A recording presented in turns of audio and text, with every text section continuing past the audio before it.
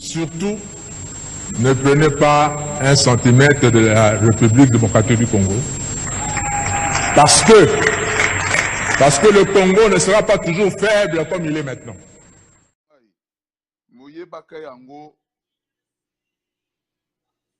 Évêque Nabiso David Ekofo Azali Moussaï Nanzambe.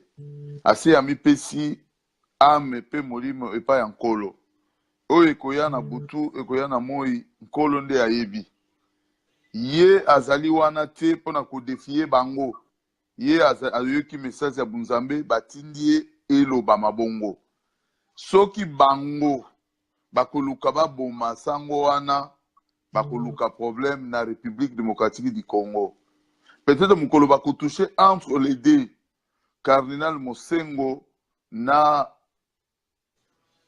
archevêque wana ya église de Christ au Congo, peut-être fin de règne na bango et kobanda jour wana petu bakokima mbango. Peuple congolais azali sima ya batu wana. Et peuple congolais a protéger cardinal Mosengo na évêque Ekofo tina suka ya vina bango par rapport ya mateya oyo batei busolo bakosite babomaka mutu oyo alia mbongo na bango pe aye aumbi bango alobi makambo mususu o bayokana gite tant que pasteur Ekofo alie mbongo na bango ti azali en communion na bango ti bazana eloko moko bakosala yete ezali lokola biso ba combattant tutambulaka na Paris ba service na bango ya renseignement ba aner ezalaka awa na France ba yebi penda kunanga na tambulaka na garde du corps te tant que nazana communion na bango te nazana bomoko na bango te nazoka mbongo na bango te nazoko banga eloko te pe bakosala eloko te mabende koyiba bango biloko na bango o bapesa ki monseigneur mbongo a dévier bango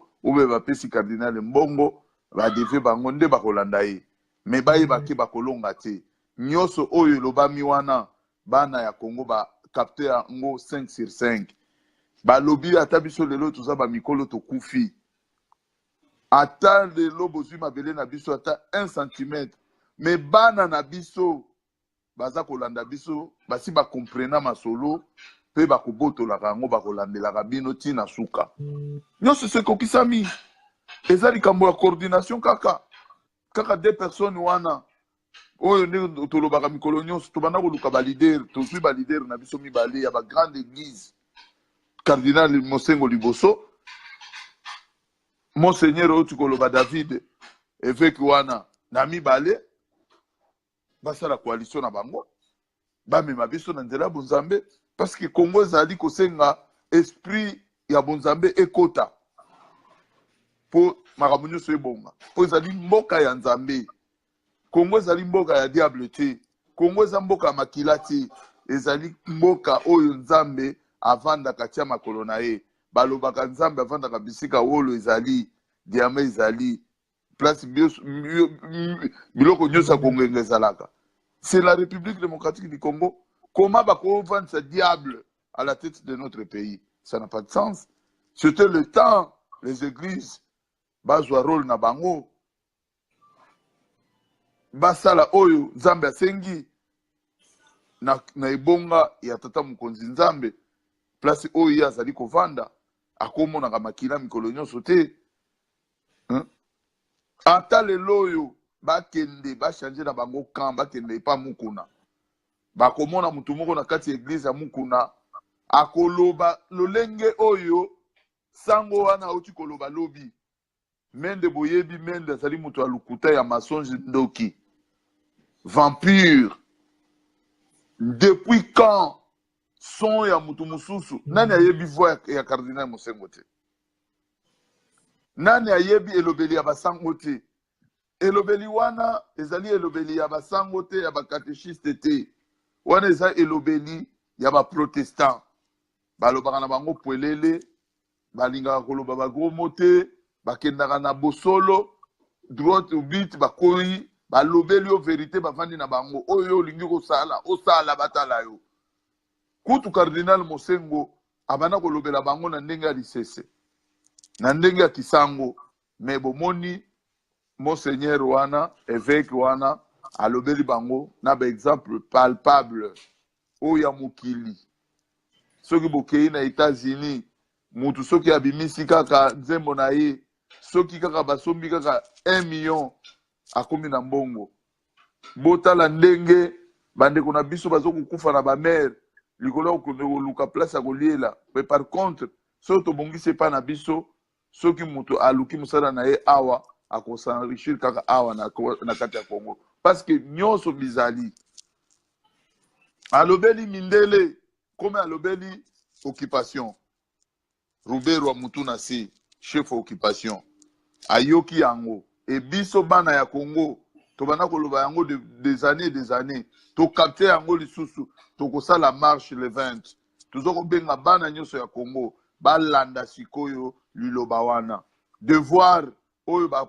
bakulutu na biso tozana bango vivant oyo bamonaki indépendance bamoni pe ndenge occupation ekoti na kati ya République démocratique du Congo batikeli biso devoir balobi na biso ke c'est vous de jouer. Il est temps de récupérer votre pays. Chassez l'ennemi dans votre pays. Ce qui biso tozalité botikala na eloko oyo. Congo appartient aux Congolais. Le Congo s'appartient toujours au peuple congolais. Ce qui yo zali mupaya. Sala fier na isika nzambe apesa yo. Alobeli bango ba Rwandais.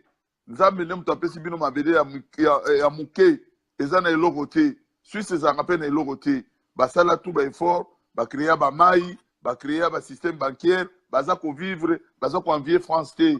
Na itandi na ya munene aza nango, na richesse au France ezalaka nango, na intelligence au France ezalaka nango. Pourquoi bino politique pa na bino, au lieu de développer pa na bino, boye kolanda biso ti na mboka na biso, bo bana ko boma biso, po bozo etandi ya mboka na biso. Ekolekate bana na biso basi ba fongoli miso, bababe masombo bazali, ba Claude Mutima bazali, batabu kashogi bazali, batu kiri bazali. Oyo basa ko bundela cause oyo.